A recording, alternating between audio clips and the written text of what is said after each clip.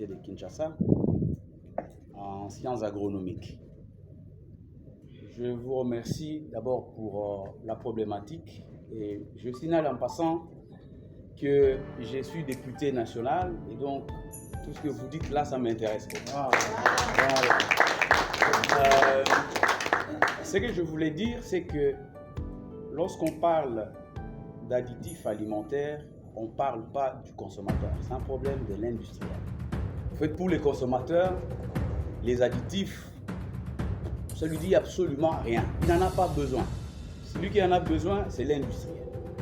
Donc, la rigueur qu'on doit apporter lorsqu'on doit aborder la question des additifs, c'est toute la rigueur qu'on doit apporter à la production même des aliments industriels.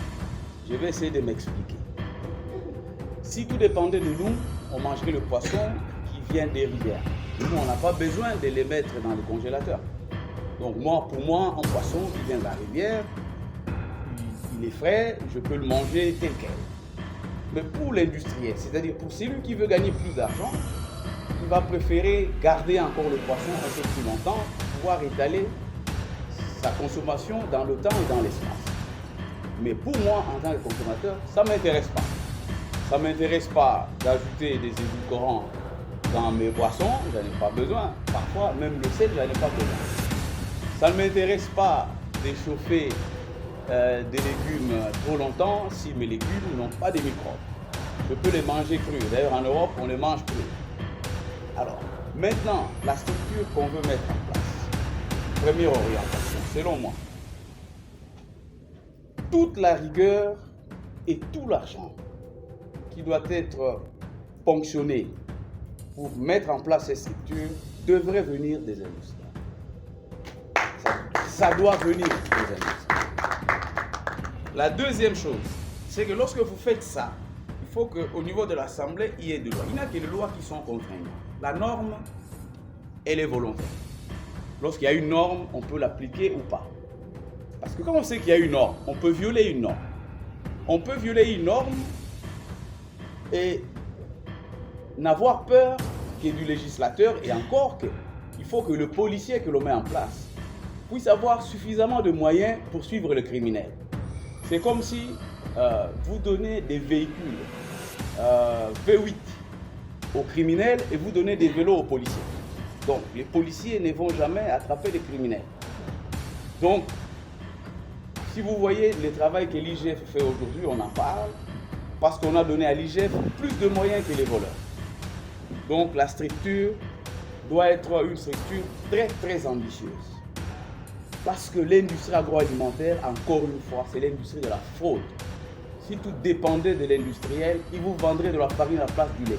Et ça lui dit absolument rien. Tant qu'il gagne de l'argent, ça lui dit absolument rien. Il peut vous vendre de la peinture à la place de la tomate. Si vous ne vous rendez pas compte, ça lui dit absolument rien. Parce qu'il gagne de l'argent. Et c'est ça le boulot de l'industriel. J'ai travaillé dans une industrie et mon patron m'a dit un jour, produis-moi un aliment, je ne cite pas le nom, qui devrait coûter 350 francs. Parce que pour l'industriel, ce n'est pas comme c'était avant. Avant, on disait prix de vente égale coût de production plus bénéfice. Maintenant, ça a changé. C'est coût de production égale prix de vente moins bénéfice. Si j'écris ça comme ça, vous allez croire que j'ai dit la même chose. Non. Aujourd'hui, l'industriel va vous demander de minimiser les coûts de production. Utilisez tous les moyens possibles et imaginables pour que vous puissiez baisser les coûts de production. Et c'est là où les chimistes entrent en jeu. Avec les additifs, avec des traitements qui peuvent même utiliser des rayons ionisants.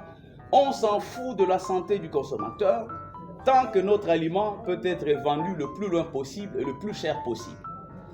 Parce que dites-vous, qu'est-ce qui coûte cher? Un aliment avec additif ou un aliment sans additif? Si vous demandez à un industriel de vous produire un aliment sans additif, il va vous le vendre plus cher. Pourquoi un aliment dans lequel on ne met rien coûte plus cher qu'un aliment dans lequel on met quelque chose? C'est que cette chose nous tue. C'est comme ça que le prix de votre vie, le coût de votre vie qu'on vous prend, on baisse le prix.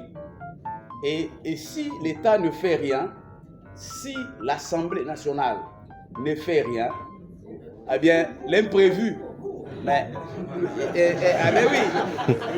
oui, vous dites nous, mais ce n'est pas nous. Ce n'est pas nous, ce n'est pas le député au fait, ce sont les experts, c'est des cadres comme ça. C'est des cadres comme ça qui alimentent les débats parlementaires. Ne croyez pas qu'on vote les députés parce qu'ils ont des compétences. On vote des députés parce qu'ils sont des militants, parce qu'ils ont une certaine popularité. On ne vote pas forcément des ingénieurs, des chimistes. Et d'ailleurs, les chimistes, ce sont les moins militants. Donc vous allez les retrouver de moins en moins à l'Assemblée. Hein?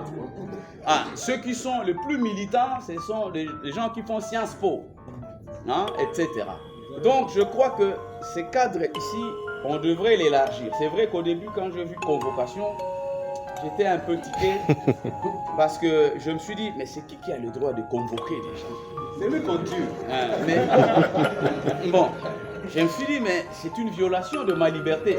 Comme je suis convoqué, et je vous dis que mon groupe parlementaire devrait être reçu à 13h. J'ai écrit au prof Chilombo et je ne serai pas allé à la réunion parce que ça m'intéresse.